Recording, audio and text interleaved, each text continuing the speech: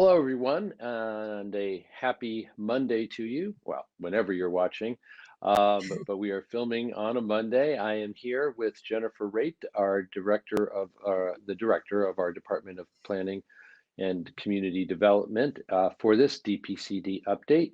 Jennifer, happy Monday to you. Happy Monday to you and to everybody Yes. else. And thanks for joining us as always. I think we've got a pretty brisk agenda today.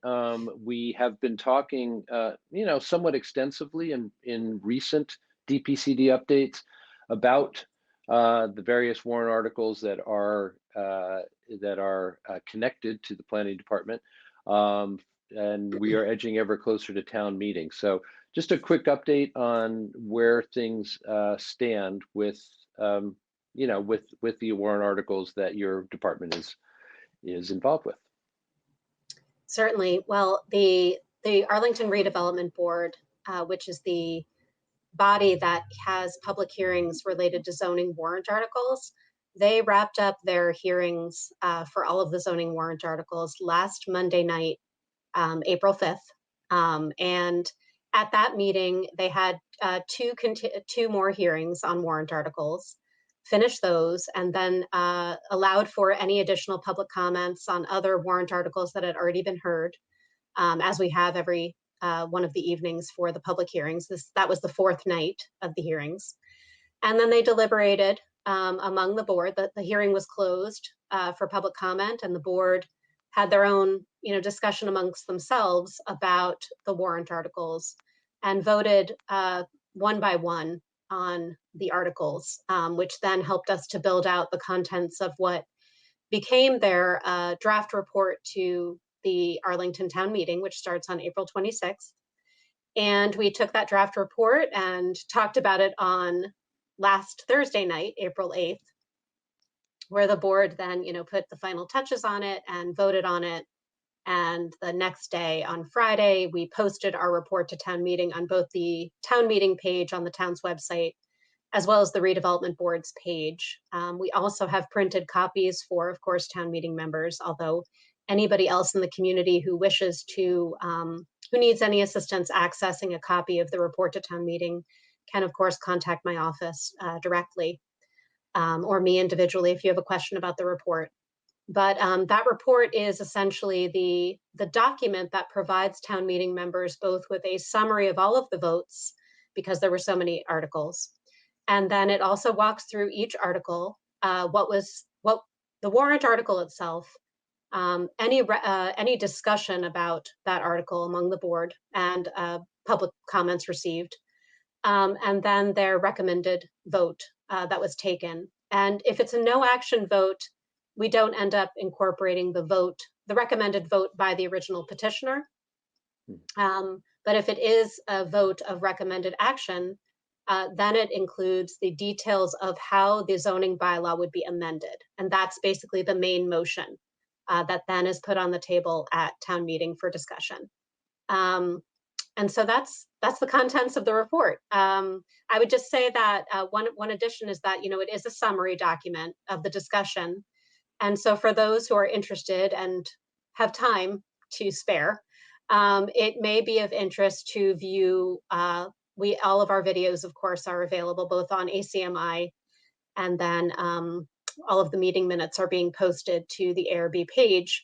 But if you're interested in viewing a video of the public hearing that related to a warrant article that has been summarized in the report to town meeting, that might be helpful, as well as getting any documentation that was shared for that public hearing that evening, because my staff prepares pretty thorough reports or memos rather, to the redevelopment board in preparation for their discussions about different warrant articles.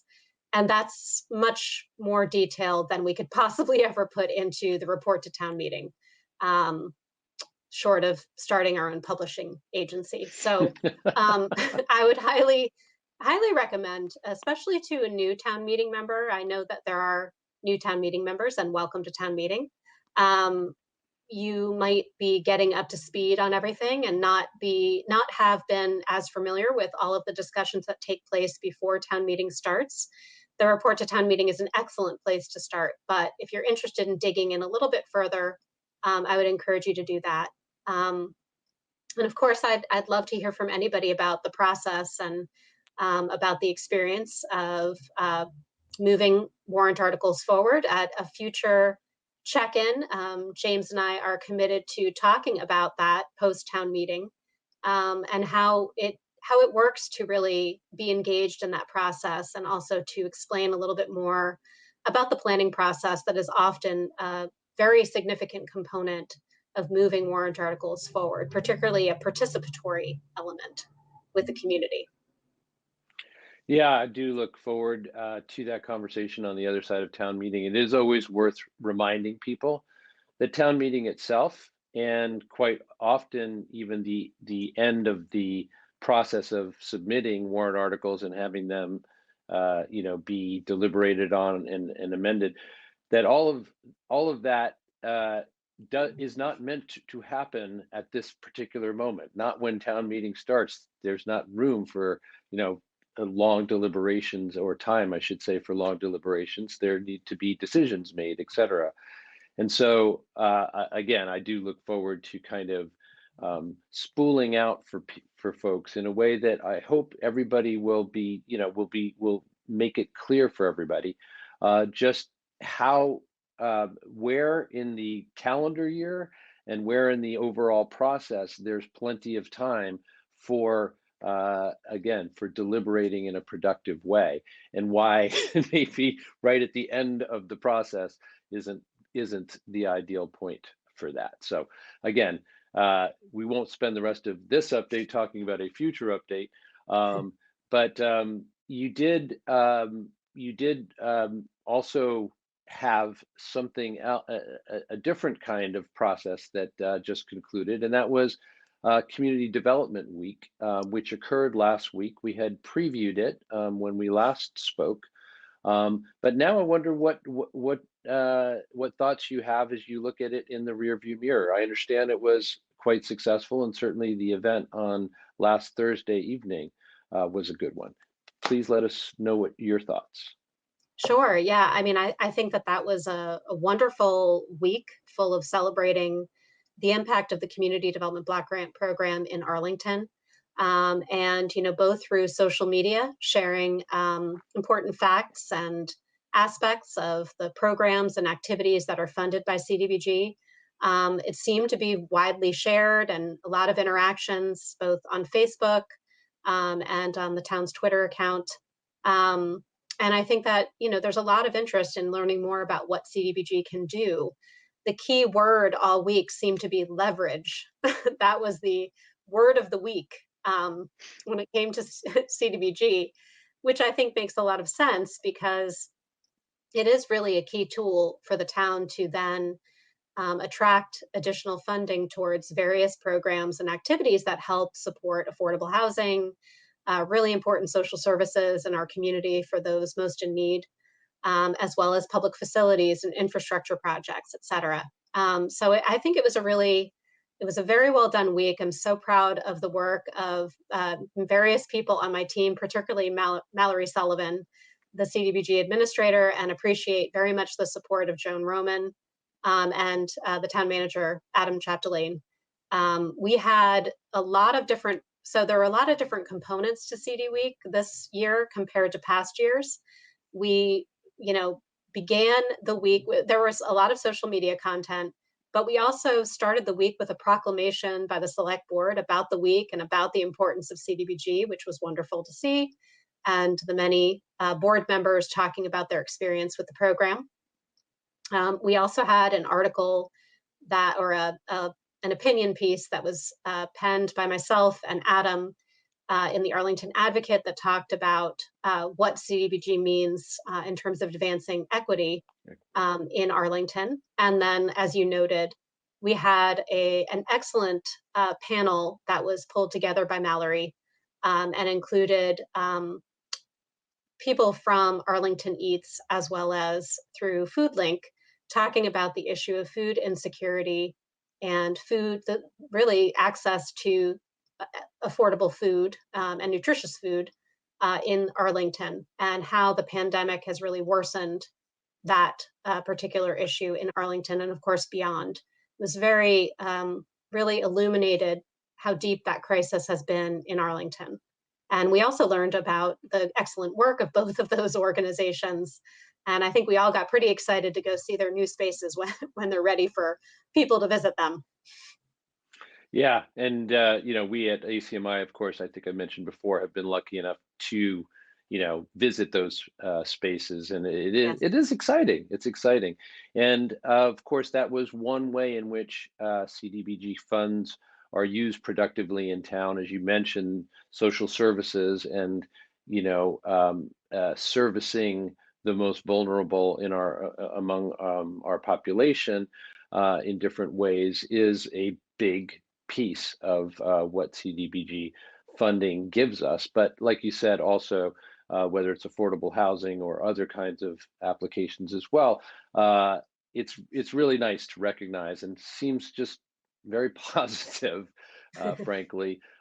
Just to note that the leveraging, as you said, that's possible for the interests of our community through this particular source of funding and through the kind of efficient and productive use of it is, again, it's just a good story. So I'm Yes. glad to be Well, able and to revisit it.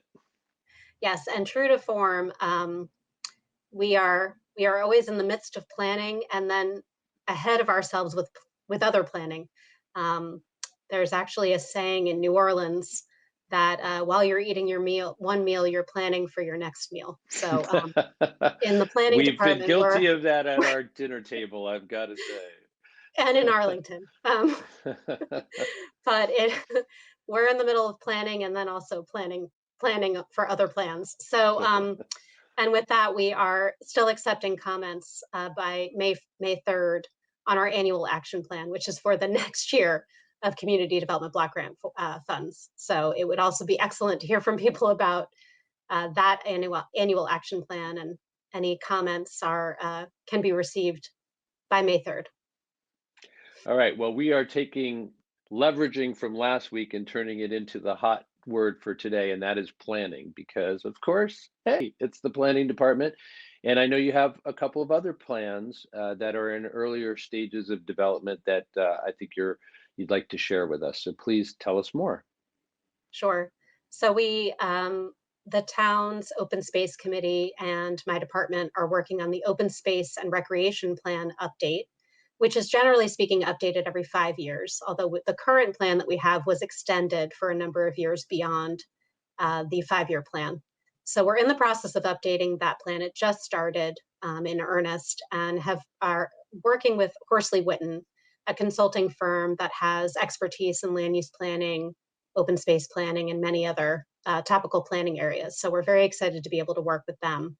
We anticipate that the first public forum will be in June, and there will be more to come with announcements about that process. We're also working on the town webpage related to the open space recreation plan update, and so we'll have more information posted soon. And then also the housing production plan is being updated, and we also hired Barrett Planning Group and Horsley Witten. They're working together. So it's nice to have sort of an overlapping consulting firm supporting both of those plans in particular. While they don't have much overlap really at all, there's certainly areas for sort of more priority development and priority preservation. And I think that those two nicely come together, and there's a lot of sort of overlap in that regard. The housing production plan is really just starting also in earnest, where we're in the midst of creating the timeline and anticipate that there will also be a public forum either later in May or in June.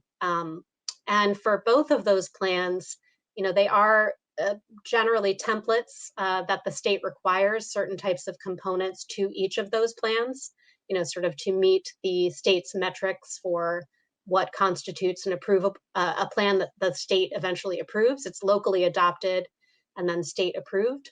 And so we'll be following both of those processes. I will say, though, that for each of them, we've really, we're centered on equity as being the main way of looking at both open space and housing. And so I think that that'll be both of those planning processes will be very, very much of interest to the community. I know both of those topics are certainly of interest to the community. That's for sure. I have just a couple of quick questions Mhm. in relation to that. One is you had mentioned that on open space at least, and I imagine it could be true for housing production as well. But anyway, on the open space, you said that generally that gets. I'm not sure if it's revisited every 5 years, but you had pointed to a 5 year period. I'm Mhm. wondering whether the planning that that is going to be happening, and the plan itself, is that the time frame that you guys are concentrating on, like looking from this point forward 5 years, or is it more open ended than that, and simply that each 5 years you're going to re-examine things? It's the 5 years after the plan actually expires. So that plan doesn't expire for another year. So we have a little bit more time, but it's 5 years after that would be the next expiration date. Does that help? Yeah, so what Okay. what the public is going to have a chance to weigh in on, what you this process that you're just describing is getting underway, is going to set up our plans for open spaces over the next 5 years, or starting a year from now over that 5 year period. Right. Exactly. Okay. Yeah. So, and part of both of these plan processes means taking a look at the existing plan and saying, what have we done? What have we accomplished? What were we unable to accomplish and why? Perhaps uh, something changed both with the town or regulatory changes occurred or funding um, changes occurred, et cetera. So we'll be reviewing sort of the existing conditions and also kind of doing a checkpoint on the implementation of both the current open space recreation plan and the current housing production plans before we actually step into thinking about the next 5 years. Makes a lot of sense. My other question was just that I was struck in your description by the fact that the state has a voice, I guess a big voice, in that they are the ultimate certifiers of these plans. Is that true for most of the planning that our Arlington Planning Department does? Is that in the end, the decisions that you make and that are approved on the town level, et cetera, do need final certification by the state in all respects? Well, that would sound so easy to say to say yes to, but the answer is no. Every plan is a bit unique, and every state agency is a bit unique with both the design of their programs as well as their regulatory processes. So, the last time that we did a plan that had a similar kind of structure with um, clear, state guidance and a clear template, if you will, as well as an approving authority, was the hazard mitigation plan. And that was something that we did last year and concluded last year. That we did it the prior year. We concluded it last year. Excuse me. And that was the last type of plan where it has it's a very specific type of document with specific things that are supposed to be answered. You know, um, in all of these cases, it's a structure to follow, but it doesn't mean that you can't exceed the structure. And Hmm. there have been many housing production plans and even open space plans across the state where a community might do something a little step beyond. Also, communities often do these shorter plans in the context of master planning, sort of more comprehensive planning, and that we've finished our comprehensive plan in 2015, but we will be revisiting our comprehensive plan or the Arlington master plan in a couple of years to sort of move forward with the next 10 years of broader planning. um, but I wish I could give you a very easy answer and say that yes, most of our plans have a state sort of regulatory framework, but that is not the case. So for example, there is no requirement to have a net zero plan, something we were recently talking about. There Hmm. also is not a requirement to have a transportation plan, a long range transportation plan. So those are examples of the town committing resources and committing to a process and a goal that is clearly about local issues of interest that we want to be, planful of and be prepared to address, and have the right policies in place in order to activate both of those plans, regardless of what the state is doing. Now, we're lucky with the Net Zero Action Plan to have some changes that are coming that we talked about during our talk of the Right. town. But there's in both the net zero case and transportation, and in other planning processes that don't necessarily have a state framework, there are often ways to kind of piggyback on things that the state is thinking about policy wise and otherwise. So it doesn't mean that it's less important if it doesn't have the state kind of framework around it. Just to be clear to those listening, it is certainly helpful though, but it also is not meant to be a limitation. Yeah, well, that was a more nuanced and complex answer than yes would have been, but Sorry. that Next time makes I should just no, say no, no, yes. no. In fact, no, not at all. No, no. The end of my sentence was, but I'm glad I asked anyway, and I'm glad Yeah. that you answered accurately because. Again, hopefully, I am a decent proxy for lots of people out in the audience in terms of the fact that I understand what you just said to be, again, not a single comprehensive answer to that question, but actually I understand more now about how things work. And that, for instance, I think that the fact that that there is a coincidental net zero action plan in Arlington and a state plan kind of coming out at the same time might have given people the impression that the two things are connected in a way Right. that you've just shown us is not necessarily the case. Helpful always when it is, but not necessarily the case in kind of all these subject areas. So Right. that Yeah. makes sense to me and And hopefully to those listening. planning has a lot of variety, a lot of different regulatory processes that surround it.